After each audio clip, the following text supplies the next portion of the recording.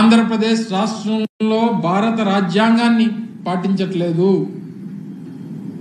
గడిచినటువంటి 45 రోజులుగా కూటమి ప్రభుత్వం నడిపిస్తున్నటువంటిది కేవలం రెడ్ బుక్ రాజ్యాంగాన్ని మాత్రమే నడిపిస్తా ఉంది అనేటువంటి విషయాన్ని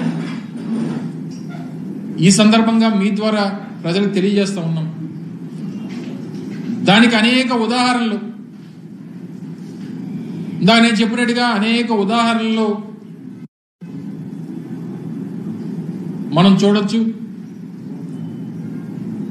పూర్తిగా శాంతి భద్రతలు అనేటువంటివి లేకుండా పోయే, దాన్ని కంట్రోల్ చేసేటువంటి పరిస్థితుల్లో ముఖ్యమంత్రి గారు లేరు, మిగిలినటువంటి వారి మంత్రివర్గం లేదు, వారికి సంబంధించినటువంటి వారితో పాటు ఉన్నటువంటి కూటమిలో ఉన్నటువంటి మిగిలినటువంటి రాజకీయ పార్టీకి చెందినటువంటి నాయకులు లేరు. అన్ని రకాలుగా కూడా